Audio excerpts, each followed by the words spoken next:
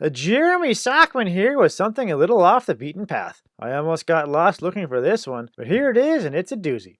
It's Hands on a Hardbody, a documentary about a bunch of people trying to win a new truck. But it's also something more insidious. So let's take a look. Hands on a Hardbody follows 24 contestants desperate to win a new Nissan truck in a contest put on by the Jack Long Nissan dealership in Longview, Texas. We get all kinds here, from religious nuts to the unemployed, the toothless, the needy, the returning champion, the ex-Marine, and those with just nothing better to do. And these people stand beside the truck with their hand on it, and the last one to take their hand off wins the truck. The rules are simple. You can't lean on the truck, you have to keep one hand on at all times, and you have to remain standing. From there, it's every man and woman for themselves for a grueling 78 hours, with only the occasional break for food and the bathroom.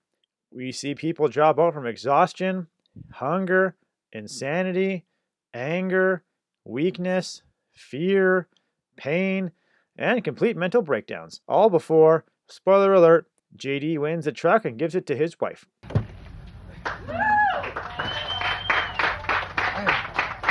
Hey, I ain't got no buggy seat, got a bench seat, baby.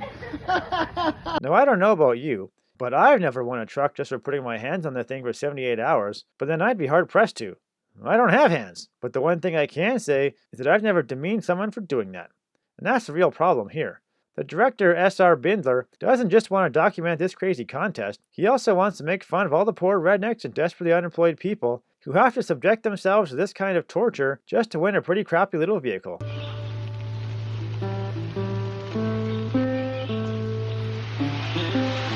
He's going to point his camera at them and let them talk, revealing how uneducated they are, how few teeth they may have, how they buy industrial air conditioners for their home, and how this truck is their only hope to turn their pathetic lives around. So that's the first thing I do is sell the truck. I have so many bills to pay off. I have a car, I want to go back to school, and I want to get braces. There's just so many things. Well, I don't know about you, but I don't see anything funny in having people humiliate and embarrass themselves on camera, and I don't see any need to laugh at rednecks, poor people, or the religious just because they're rednecks, poor, or religious. And I also don't see what's so great about that crappy little truck. Never had a new one before, and I just take a glimpse on the TV screen on what it looks like, and that's a pretty sharp little truck. My husband and I have been praying for a truck.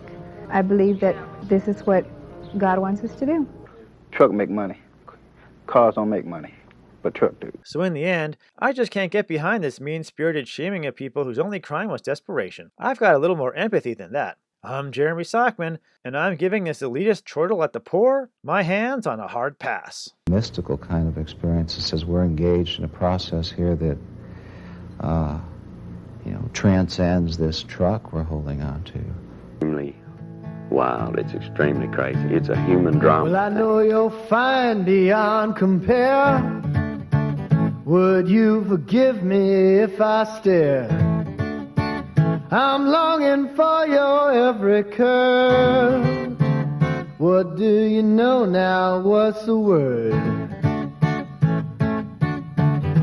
Now I don't mean it to be crude, but I can't wait to get my hands on you.